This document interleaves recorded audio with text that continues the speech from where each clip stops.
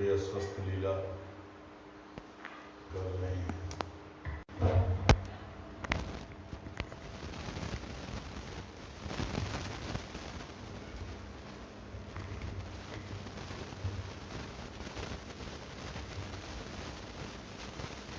तो उपदेशामृत जो है, इसमें एक श्लोक आया है जो तन्नाम रूप चरितादि सुकीर्तनानि स्मृत्यो क्रमेण रसना मनसि नियोज्य तिष्ठन् व्रजे तदेनुरागी जनानुगामी कालम नयेद अखिलम इति उपदेश सारम। श्री रूप गोस्वामी जी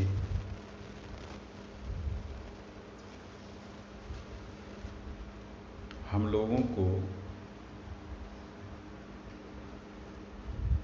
क्या कह रहे हैं कि तुम्हारा जो कुछ भी तुम सुन रहे हो, जो कुछ भी तुम समझ रहे हो, उस सुनने में समझने में हो सकता है कि तुम्हारे को कुछ कमी रह जाए। मैंने बहुत कुछ सुनाया, हो सकता है कि उसको तुम समझ ना पाओ। जैसे भगवान ने गीता में कहा कि अर्जुन मैं बहुत कुछ बोला, हो सकता है तुमने ध्यान ना दिया हो, लेकिन अब मैं जो बोलने जा रहा हूं परम गुह्यम शृणु में परमम वचः, बड़ा ही गुप्त है और मेरे परम वचन यही हैं। सर्वश्रेष्ठ बात मेरी जो कहने वाली वो यही है।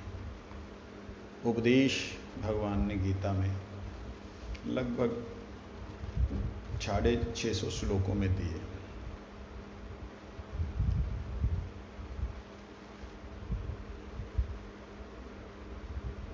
लेकिन परम गुह्य जो बात कही, गहरी वाली बात कही, उसी प्रकार से रूप गोस्वामी पाद ने बहुत से ग्रंथ लिखे, बहुत से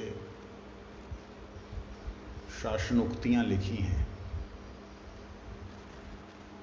बहुत सी ऐसे बातें लिखी कि इनके बिना तुम्हारा भजन हो ही नहीं सकता, ये तो ऐसे करना ही होगा,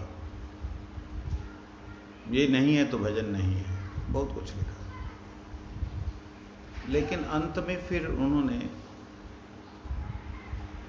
एक बात कही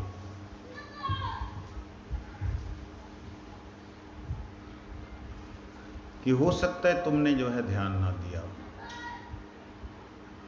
हो सकता है जिस प्रकार अभी बंदर लोग उत्पात कर रहे हैं, उन बंदरों के उत्पात की तुम्हारे मन ने उत्पात किया हो। क्योंकि मैंने बोला, रूप गोस्वामी पाद कहते, मैंने बोला वाचो वेग मनस क्रोध वेग जिव्या वेग उदर उपस्थ वेग एतान वेगा, यहाँ से मैंने शुरू किया। मन का वेग, वाक्य वेग, क्रोध वेग, बहुत कुछ, ये करना, ये नहीं करना, इसको करना जरूरी है, इसके बारे में सोचना भी नहीं है, बहुत सी बातें मैंने बोली। हो सकता है कि तुमने ध्यान ना दिया हो। जहां हो सकता है तुमने ध्यान दिया हो, किया ना हो, जहां हो सकता है कि तुमने ध्यान भी दिया, करने की कोशिश भी की, लेकिन हो नहीं रहा, तुम्हारा वासना से, तुम्हारा वाणी के वेग से,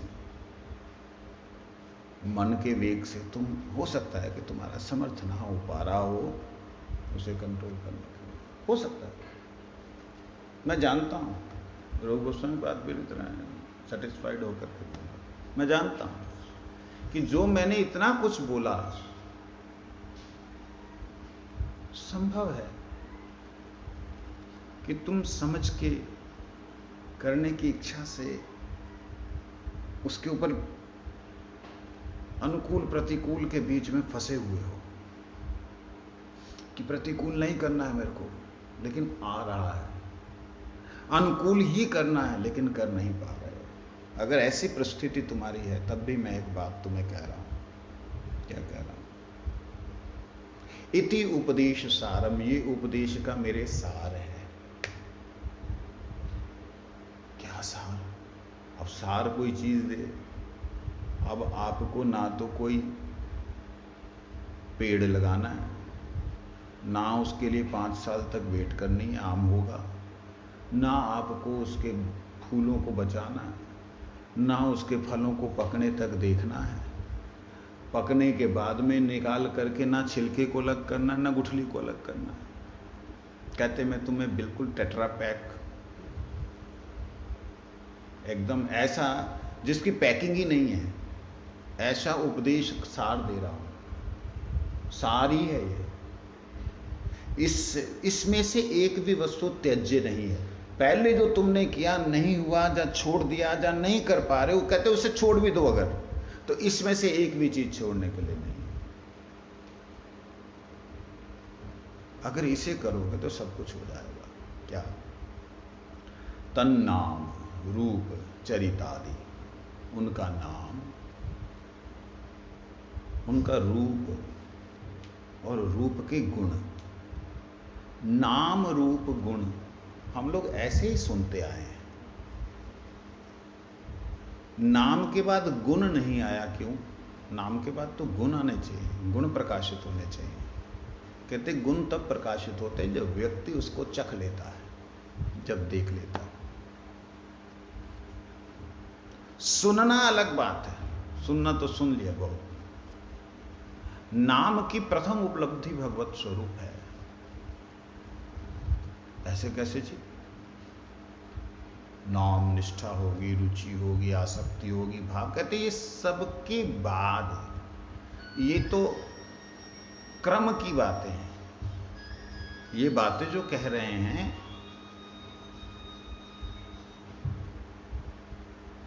ये बातें क्रम की हैं, क्रमोन्नति की है। लेकिन नाम जिस दिन होगा उसी दिन आनंद आएगा, और आनंद में जब नाम होगा तब सब तरह के विकार आपके खत्म हो जाएंगे। विकार रहित नाम, आनंद सहित नाम जब होगा, तब आपको भगवान के प्रति आसक्ति इतनी बढ़ जाएगी कि उसके बिना रह नहीं पाओगे। फिर संसार से आसक्ति रहित भगवान से संबंध सहित जब नाम होगा, तब भगवान का रूप प्रकट होगा। और रूप प्रकट होने का मतलब क्या है? जैसे कई लोग हैं, वो लोग अपने गोपाल जी को छाती से लगा करके घूमते हैं, ठाकुर जी को दूध भोग लगाते हैं, अर्पण करते हैं, उसमें से झाग होती है, थोड़ी बैठ जाती है, ठाकुर जी ने पी लिया दूध। ठाकुर जी को नए गद्दे पे बिठाते हैं, छोटी सी गदेली, उसको बिठाया, पैर छप गए ठाकुर जी के, हो मेरे ठाकुर जी आ गए। इन भावनाओं के द्वारा, अच्छी बात है, कुभावना नहीं है, लेकिन इन भावनाओं के द्वारा कहीं ना कहीं हम वंचित होते हैं। किससे? नाम से। नाम चिंतन, नाम कीर्तन, नाम स्मरण, नाम श्रवण, इससे हम वंचित हो जाते हैं। इसलिए उपदेश सार के विषय में जहां पे रूप गोस्वामी बोल रहे, वहां पे कहीं भी उन्होंने भगवान के रूप की कल्पना करने के लिए नहीं कहा, कीर्तन करने के लिए कहा। क्या कीर्तन? सुकीर्तन। सुकीर्तन का मतलब अपनी संतुष्टि के लिए नहीं, अपने आनंद के लिए नहीं, गुरु वैष्णव के आनंद के लिए। जब कीर्तन होता है तो वो सुंदर कीर्तन होता है, अपने को अच्छा लगता है। शाम सपनों में आता क्यों नहीं, प्यारी मुरली बजाता क्यों नहीं। ठाकुर जी भी बोलते हैं, तेरे सपनों में आऊंगा नहीं, अपनी मुरली सुनाऊंगा नहीं। कहता क्यों? तू दिल से बुलाता है नहीं, तेरे सपनों में आऊंगा नहीं। भगवान भी जवाब देता था, मैं दिल से नहीं बुलाता। कारण ये है कि जो ख्याली पुलाव खाते हैं उनका पेट नहीं भरता, उनका शरीर पुष्ट नहीं होता। आत्मा भगवान के नाम के बिना पुष्ट नहीं होती। मन को भले ही मजा आ जाए, तो इसलिए हमारे रूप गोस्वामी पाद ने बड़ी क्लियरली कहा, स्पष्ट कहा, इति उपदेश सारम। कितने बजे तक होता है? 8 बजे तक। 8 बजे तक तो कथा होती है। कहते ये उपदेश सारम है। कहते कौन सा उपदेश सार है जी? इति उपदेश सारम।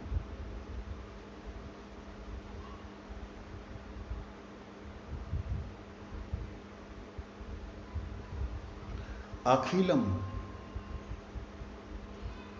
अखिलम, अखिलम का मतलब जितना भी मैंने सुनाया है। कल्पना करके देखिए, रूप गोस्वामी पाद ने दिल खोल करके रख दिया। जितना भी वेदों में कहा है वो अखिलम, वो सारे का सारा। इति,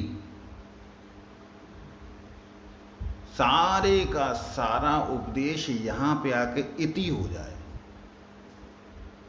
इति श्रीमद् भगवद गीतेषु उपनिषदेषु ब्रह्म विद्यायाम इति, मतलब सारे उपदेश आकर के यहां पर समाप्त हो गए। यह है इति उपदेश, अखिलम इति उपदेश सारम। वेद, वेदांत, उपनिषदें जो कुछ भी हैं, पुराण, इतिहास जो कुछ भी है, उन सब का मैं तुम्हें सार ही नहीं बता रहा हूं, अखिल इति सार बता रहा हूं। मतलब इसके ऊपर कोई और बात है नहीं। तो कहो जी बाकी जो बातें हैं तो फिजूल थी बातें आपकी। कहते नहीं, वो सारी बातें इसको पालन करने से आ जाएंगी। इसको तुम करोगे तो सब कुछ हो जाएगा, लेकिन कैसे करना होगा? तिष्ठन ब्रजे तद अनुरागी जनानुगामी। ब्रज में रहते हुए, कई बार हम लोग ना ब्रज को फिजिकली समझते हैं। यहां ब्रज मतलब फिजिकली ब्रज में रहना, लेकिन अनुगत नहीं होते हैं। उनके अनुरागी, उनके अनुरागी कौन? भक्ति विनोद ठाकुर प्रभुपाद, परम गुरुदेव, गुरुदेव इत्यादि जो रूपानुवर्ग गुरु वर्ग हैं, उनके अनुरागी होकर के हम नहीं रहते। ब्रज में तो रह गए, उनके अनुरागी नहीं। कहते यदि उनके अनुरागी हैं तो आप कहीं भी हैं, वही ब्रज है। ऐसे कैसे हो सकता है? फिर उन्होंने ऐसा क्यों नहीं कहा? तिष्ठन हृदय ब्रजा अनुरागी क्यों नहीं कहा?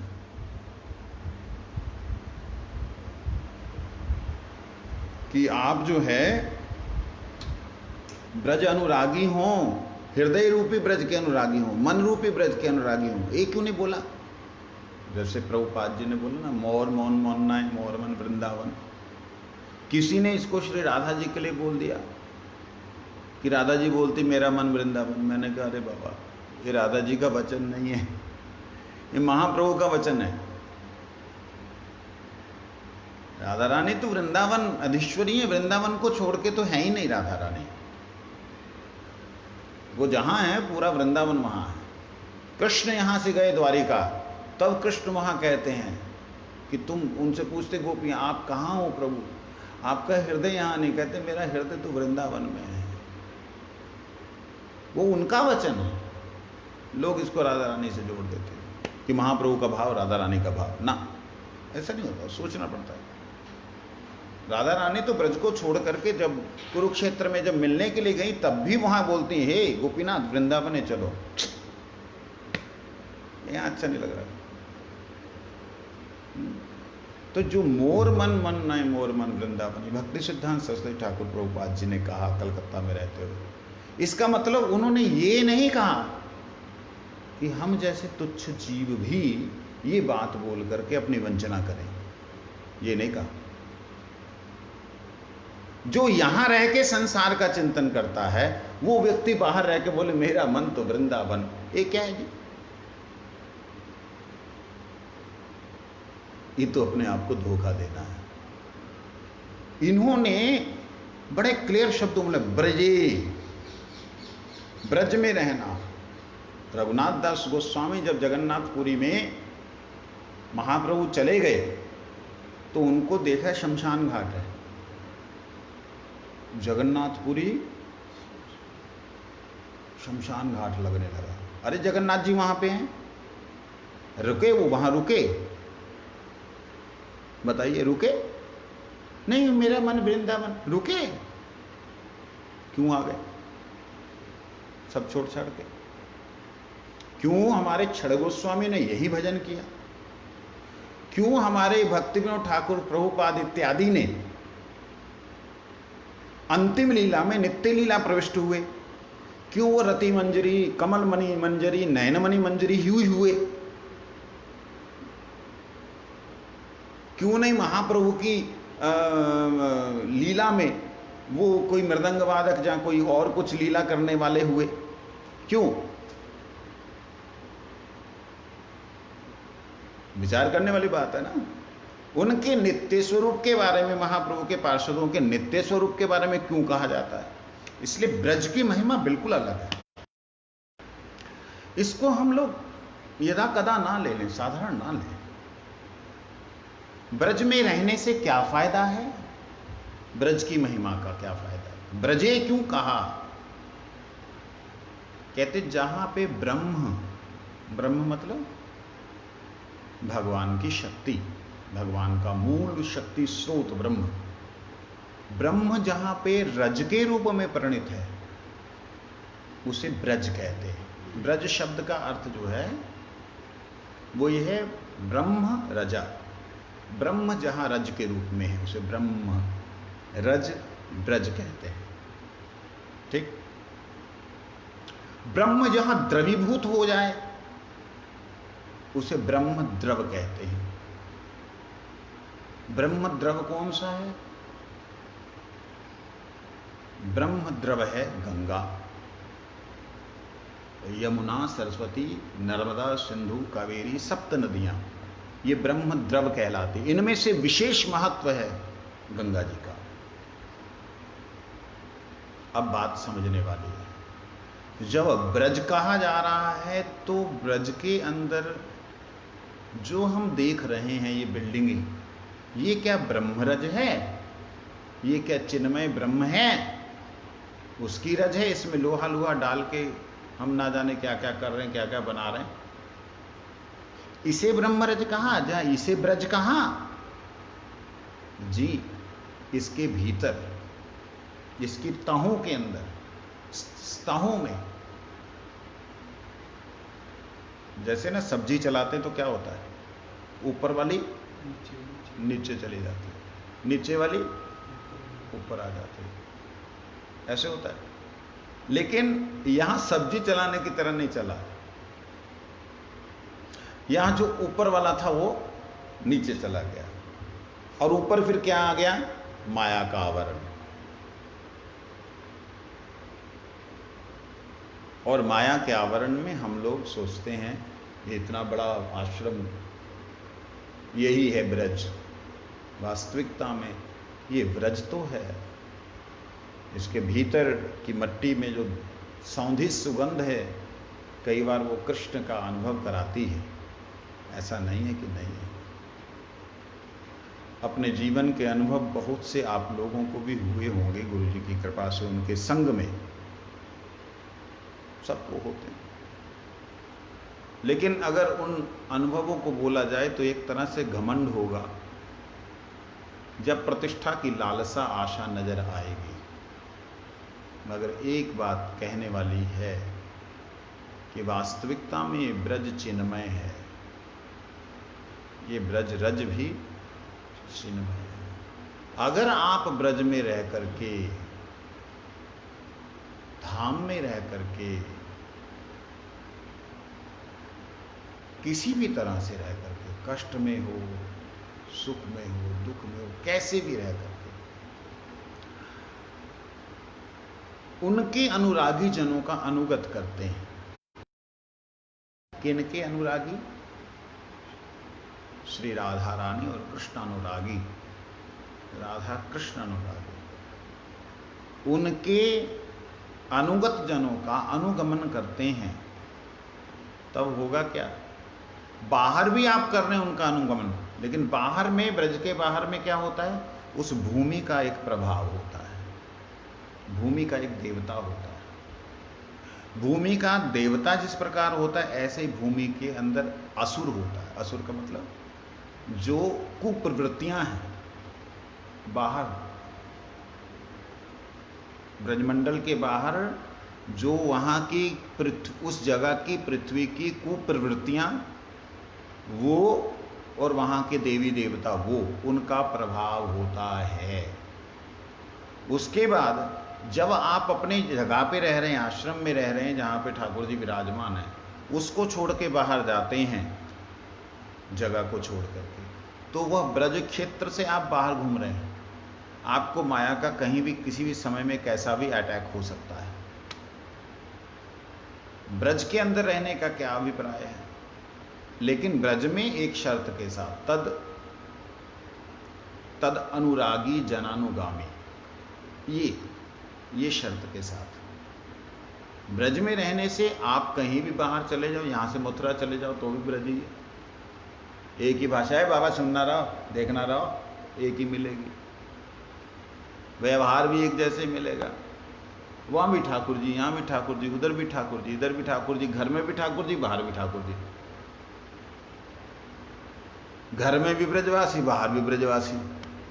तो ब्रज का एक स्वाभाविक एक वृत्ति है कि इसके अंदर कोई भी असुर टिक नहीं पाया, कोई भी आसुरिक प्रवृत्ति टिक नहीं पाई।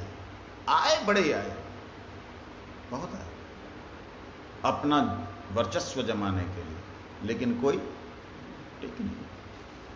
क्या नाम था उसका जो गधा बना था, धेनुकासुर?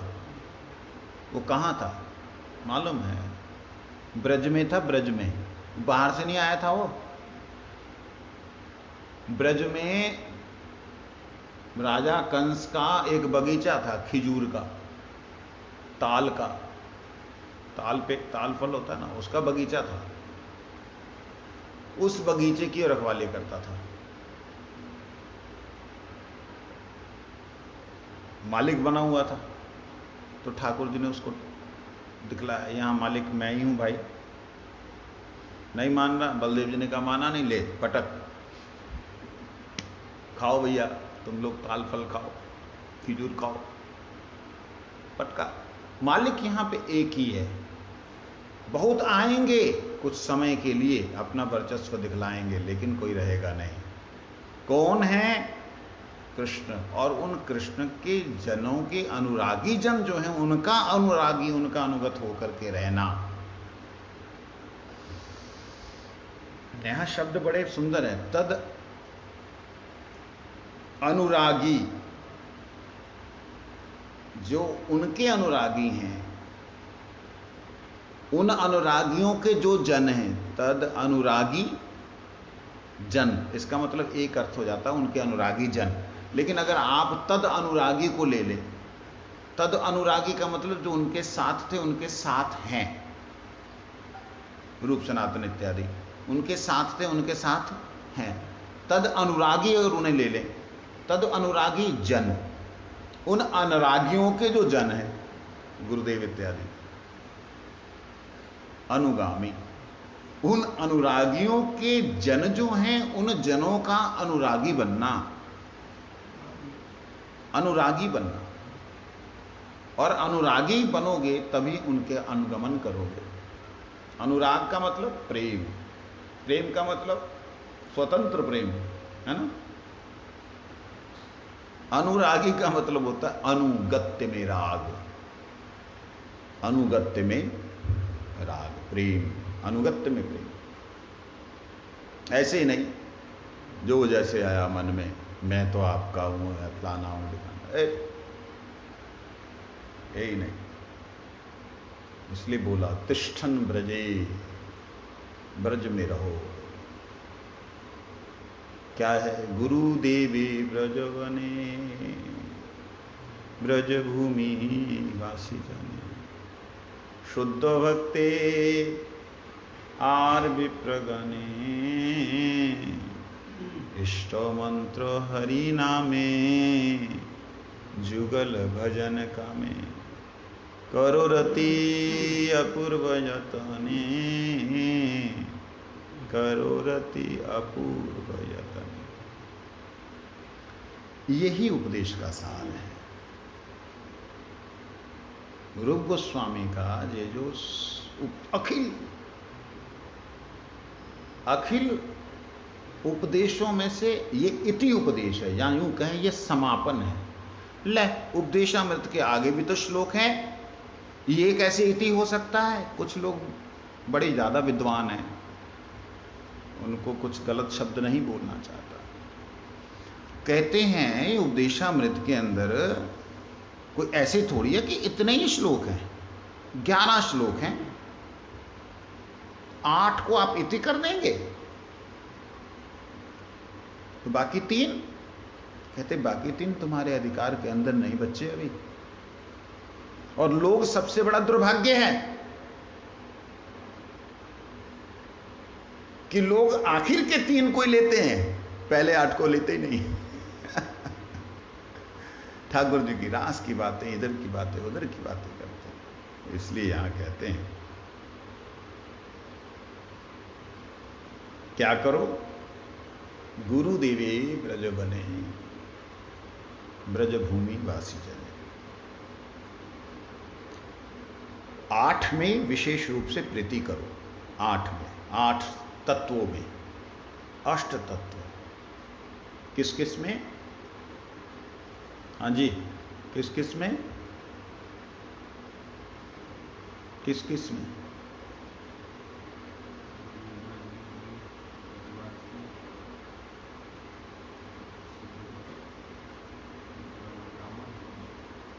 थोड़ा जोर से बोल सकते हैं। गुरुदेव में, ब्रज भूमि में, ब्रजवासियों में, ब्राह्मणों में, शुद्ध भक्त में, हरि नाम में, इष्ट मंत्र और एक और गुरुदेवी ब्रजबने, ब्रज भूमि वासी जने, शुद्ध भक्ते, शुद्ध भक्त, आर विप्रगणे, इष्ट मंत्र और हरिनाम। इष्ट मंत्र और हरिनाम क्या हुआ? हरिनाम ही तो इष्ट मंत्र है हमारा, अलग है क्या? अलग तो नहीं, फिर 2 क्यों बोला? इष्ट मंत्र वो जो मंत्र है, दीक्षा मंत्र, हरिनाम जो हम कर रहे हैं। इष्ट मंत्र जो है वो अभिष्ट होने के नाते भीतर ही रखा जाता है, उसको बोला नहीं जाता। हरिनाम हम जहां तहां यदा कदा उच्चारण कर सकते हैं। तो ये 8 प्रकार की जो रति है,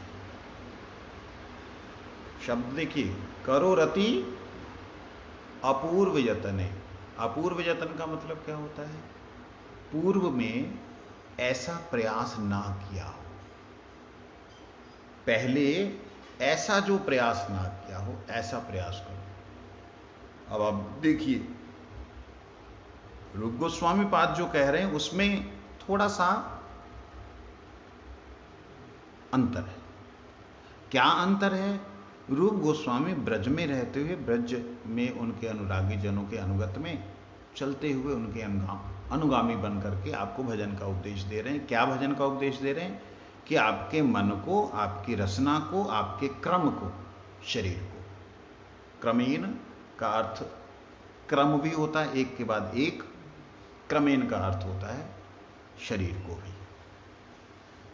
तो इनको स्मृति को, रसना को, मन को नियोज्य कीजिए, उनको लगाइए। तो लगाने के लिए शरीर है। किस में लगाना है? उनके नाम में। और ध्यान दीजिए, इसमें एक नई चीज कही जो अच्छी लगी। नई तो है ही क्या, इतने साल हो गए, 300-500 साल पहले लिखा है, हमारे लिए तो नया ही है। क्या सुंदर बात कही, क्रम से करो। क्रम का दूसरा अर्थ, एक के बाद एक, क्रम से करो। क्या? पहले नाम, नाम नाम नाम, फिर रूप, फिर उनके चरितादि। चरितादि को हम पहले ले रहे हैं, भगवान के चरित्रों को पहले ले रहे हैं। ये गड़बड़ हो रही है। यहां बड़ी सुंदर बात की है, तन्नाम रूप चरितादि सुकीर्तनानु स्मृत्यो क्रमेण रसना। स्मृत्यो, स्मृति में क्रमेण, क्रम के द्वारा करना है ये सारा। व्यतिक्रम नहीं होना चाहिए। व्यतिक्रम का मतलब उल्टा पलटा नहीं करना। अब जैसे किसी बच्चे को पहले बता दिया जाए कि बच्चे कैसे जन्म होते हैं, वो ठीक नहीं है। उसको पढ़ाओ, शिक्षा दो, बड़ा होगा अपने आप समझ में आ जाएगा। तन्नाम रूप, उनका नाम जो है उसमें, उनके रूप में, उनके चरित्र में। आदि शब्द बोल दिया। आदि बोलने का मतलब, चरित्र के बाद क्या होता है? चरित्र किसके साथ होता है? आदि शब्द का क्या अभिप्राय होगा? चरितादि सुकीर्तन। आदि का मतलब चरित्र भगवान का अगर है तो चरित्र में क्या क्या होता है?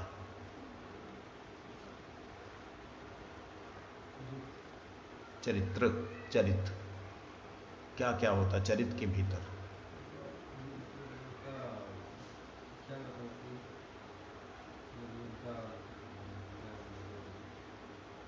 चरित्र जो है ना, भगवान के चरित्र में, भगवान की लीला में क्या क्या होता है? उनका धाम होता है, उनके गण होते हैं। हाँ, लीला के अंदर ही उसको चरित्र आ गए ना, लीला। उस लीला में क्या क्या होता है?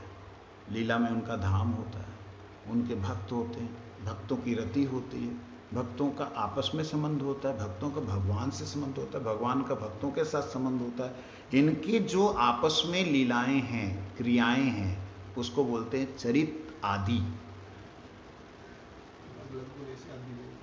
अलग अलग हैं, आदि कह दिया।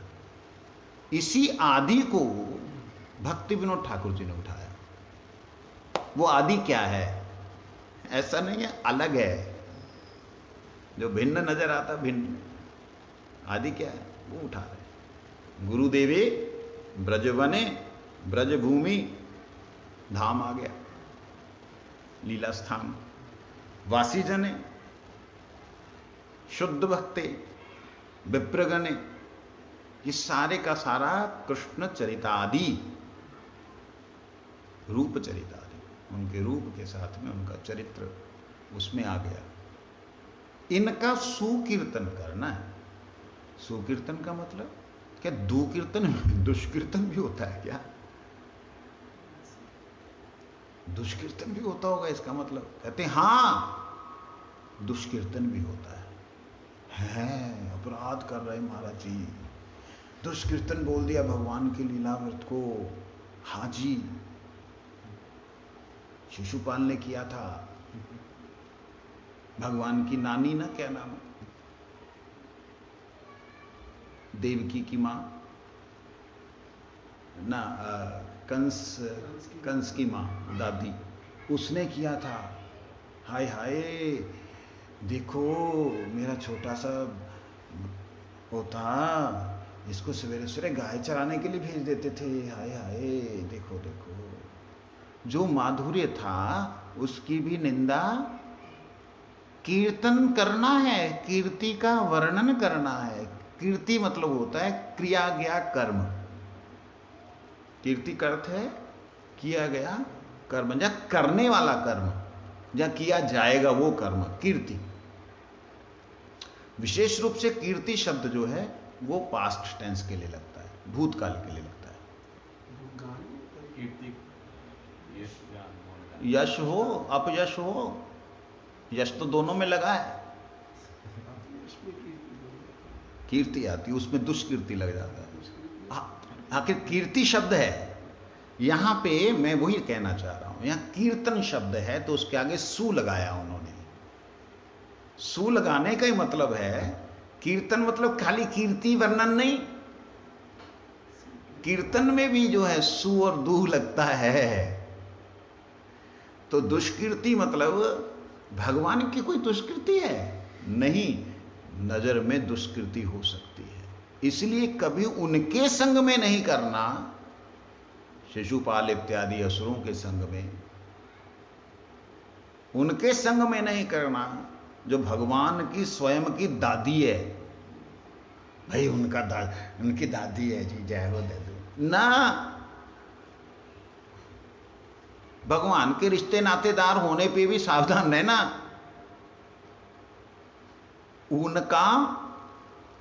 उनका संग मतलब उनके द्वारा वर्णन किया गया जो वाक्य हैं वो भगवान के लिए प्रयोग नहीं करने। अच्छा चलो जी, उनके द्वारा किए गए वाक्यों को नहीं करते, हमारे सखाओं ने जो किया, कृष्ण को गालियां दी, वो तो दे सकते हैं। गोपियों ने जो कहा वो तो कह ही सकते हैं ना। सुकीर्तनानु, सुकीर्तन करने के लिए बोला। क्यों? गोपियों ने जो किया वो दुष्कीर्तन था, वो तो सुकीर्तन था। कहते तुम्हारी समझ में अभी नहीं आएगा कि वो सुकीर्तन है, तुम्हारी बुद्धि, तुम्हारा मन विकारी हो जाएगा, उसको विकार में ले जाएगा, तुम्हारा नाम भी लेके जाए कुछ समय के लिए, कुछ समय के लिए, लेकिन दूसरे जो सुनेंगे उनका हो जाएगा। कैसे? कृष्ण को गोपियों ने बहुत सी गालियां दी हैं। वो गालियां अगर आप वर्णन करते हैं कहीं पे, वो गालियां नहीं है, वास्तविकता में गुणों का वर्णन है, लेकिन वो गालियां लग रही हैं। उसका वर्णन अगर आप बाहर करते हैं तो क्या लगेगा? वो पब्लिक को क्या लगेगा? दूसरी तरफ झुकाव छोड़ो, कृष्ण की निंदा करेंगे। इसलिए उन्होंने सुकीर्तनानु कहा है। बड़ा शब्दों को ऐसे ही नहीं बोल दिया। रूप गोस्वामी पाद ने अखिल इति बोला जो ना, इसका बहुत बड़ा रहस्य है। ऐसे नहीं खाली बोल दिया हो गया। यहां कह रहे हैं, जैसे उदाहरण के लिए मान लो कृष्ण को लंपट कहा। लंपट शब्द का अर्थ होता है जो ऊपर इधर उधर लपटता रहता है, किसी के साथ भी लिपटा मार ले, किसी को भी लपेटे में ले ले, इसको लंपट कहते हैं। अब लंपट का अर्थ साधारण पब्लिक में क्या है? जो स्त्रियों के पीछे, जो स्त्रियों को अपने पीछे लगाए घूमता है। लेकिन कृष्ण तो लंपट का मतलब है, वो तो माखन का भी लंपट है। माखन के लिए भी मैया मैया दे दे करता रहता है। वो लंपट छाछ के लिए भी है, वो लंपट ब्रजरज के लिए भी है, वो लंपट भक्तों के पीछे उनके प्रेम को पाने के लिए भी है। लंपट मतलब जहां तो लपेटे में ले, जहां लपट जाए, जो लगे हुए डोलो रहे, जो लगा ही हुआ चिपका ही हुआ रहे, उसे लंपट कहते हैं। ये अर्थ है, शाब्दिक अर्थ है। और ये गोपियों ने कहा तो लंपट है। लंपट मतलब हमारे पीछे लगा रहता है। अरे कहां लगता है भाई, तुम वहीं लगे हो, उसके बेचारा सो रहा है, सवेरे सवेरे घर में आ गई शिकायत करने के लिए।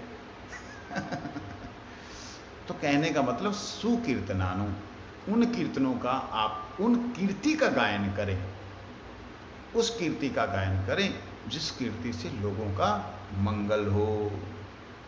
कौन सी वो कीर्ति है, कौन सा वो चरित्र है जिसका गायन करने से लोगों का मंगल होगा? असुर मारन, भक्तजन तारन। असुर मारन भक्त तारन, ब्रजजन रंजक लीला। ब्रजजन रंजक लीला कौन सी है? ग्वाल बाल सखाओं के साथ में ब्रजमंडल में जाना। ब्रज जन शब्द आ रहा है, जन, गोपी जन नहीं आ रहा है। ब्रज जन रंजक, वो लीला का वर्णन करें जिसमें सारे के सारे ब्रजजन, ब्रजवास। ब्रजजन शब्द का अर्थ मैंने बड़ी बार किया है, बोलो क्या होता है? तुमने नहीं सुना क्या? नहीं सुना तो फिर बनाओ मत। क्या होता है जी? आपको बोल रहा हूं, आप पीछे कहां भाग रहे हैं?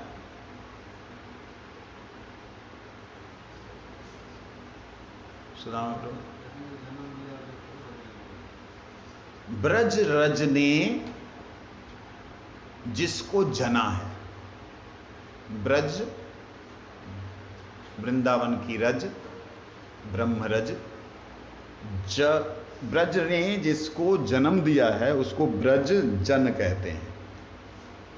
ब्रज ने जिसका जन्म हुआ, जहां ब्रज की मट्टी को खा करके, जहां ब्रज की मट्टी में पैदा हुए जो जीव हैं, जो मनुष्य हैं, जो पशु पक्षी हैं, कीट पतंग हैं, वो सारे के सारे ब्रजजन हैं। अपना लिया वो वासी हो गए। ब्रजजन जो इस रज से पैदा हुए, अर्थात मानो मेरे 5 पुरुष यहीं से हुए, तो मेरी तो तीसरी मट्टी, मेरी पहली मट्टी, मेरे माता पिता, वो तो शुद्ध रूप से इसी मट्टी को खा करके उनके माता पिता ने जन्म दिया, तो वो ब्रजजन हैं। विशेष रूप से कृष्ण के समय में जो ब्रजजन की बात आई है, वो ब्रजजन जो हैं वो ब्रह्मरज, अर्थात भगवान बलदेव जी के स्वभाव और गुणों से प्रकट हुए, जो उनके कृष्ण आनंद वर्धनकारी जो भक्त हैं, जन हैं, वो ब्रजजन हैं। कहते उन ब्रजजनों को आनंद देने वाले। क्या है शब्द? ब्रजजन मन सुखकारी राधे श्याम। उसमें एक शब्द है ब्रजवासीन के प्रेम भिखारी। ब्रजवासी जो हैं उनके प्रेम भिखारी और ब्रजजन को रंजन करने वाले, दोनों में कितना जमीन आसमान का अंतर है।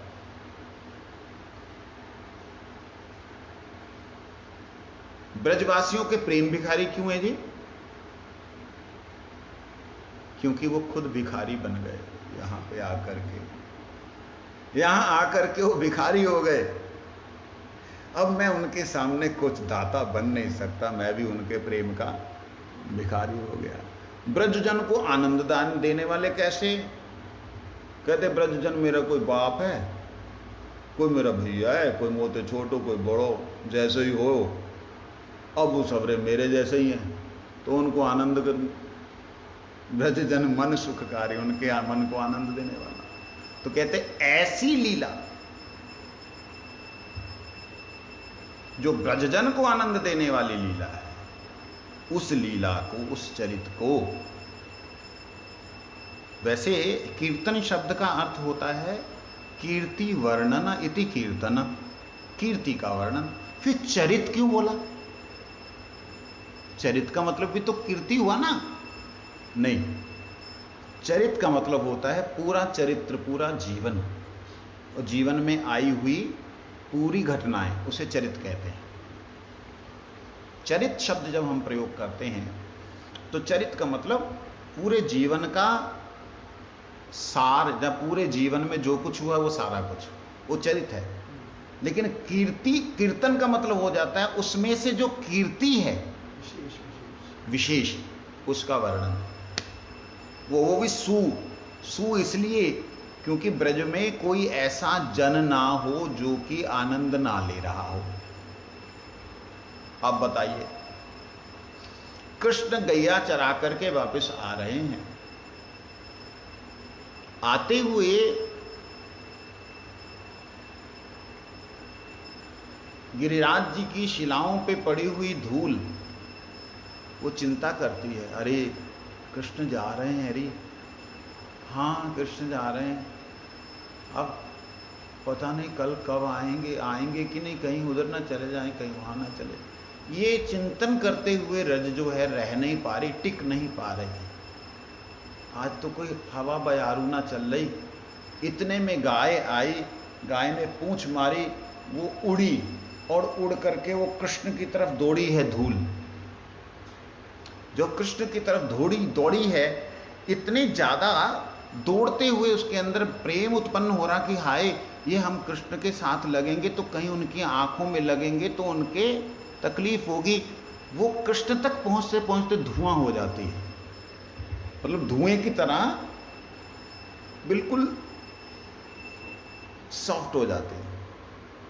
और जैसे वो कृष्ण के ऊपर लगती है तो श्यामल वर्ण से कृष्ण पीत वर्ण,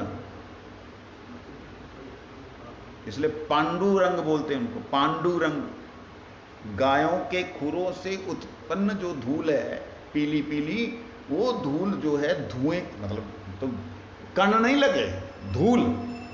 धूल में अलग बात है, रज कण अलग चीज है, धूल अलग है। वृंदावन रज वो है जो छोड़े नहीं धरती को, धूल वो है जो छोड़ दे उसका संग वे। चैतन्य महाप्रभु ने क्या बोला? अयि नंद तनुज किंकरम पतितम माम विस्मे भवम बुधो कृपया तव पाद पंकज स्थित धूली। क्यों भाई आप पाद पंकज स्थित धूली, आप रज क्यों नहीं बनना चाहते? कहते रज बनी रहूंगी तो वहीं पे रहना पड़ेगा, रोती रहूंगी। इससे बढ़िया तो मैं ठाकुर जी के श्रीअंग पे विराजमान होकर के, अरे भगवान के ऊपर चढ़ोगी? कहते नहीं चढ़ूंगी नहीं, अर्पित होंगी। कहते कैसे अर्पित होगी? कहते मैं ऐसे अर्पित होंगी कि उनको अपने आप में संभालूंगी और अपना रंग उन पे चढ़ा दूंगी। कहते ऐसी लीलाओं का कीर्तन जिसमें रजकण से लेकर के भी नंद बाबा और राधा रानी के निज जनों तक को आनंद मिलता हो, वही ब्रज जन मन सुखकारी हो सकता और कुछ नहीं। समय तो हो गया।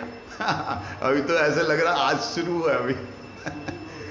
जो भी है, तो कहते हैं यही सुकीर्तन है। उनका नाम,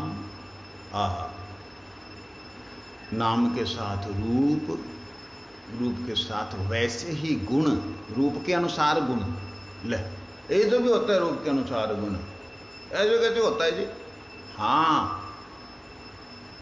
अगर गोपाल है तो गोपाल का दो रूप है, एक है गायों को पालन करने वाला, एक है माँ की गोद में बैठा हुआ छोटा सा लाला। एक पालन करने वाला, एक खुद पालित होकर के बैठा लाला। ये दो हैं गोपाल के अर्थ। अब गोपाल शब्द बोलने के साथ ही जहां तो गायें होंगी और जहां मैया होंगी। इस रूप के साथ, इस नाम के साथ रूप है और रूप के साथ उनका वैसा ही गुण है। जहां तो कर रहे होंगे चल चल चल चल चल, जा करे मैया दे दे दे दे दे। जैसा नाम है वैसा रूप है, वैसा उनका गुण है और वैसी लीला है। लीला में वैसे ही क्रिया करेंगे और वैसे ही उनके उस समय के परिकर होंगे। बोलो वृंदावन।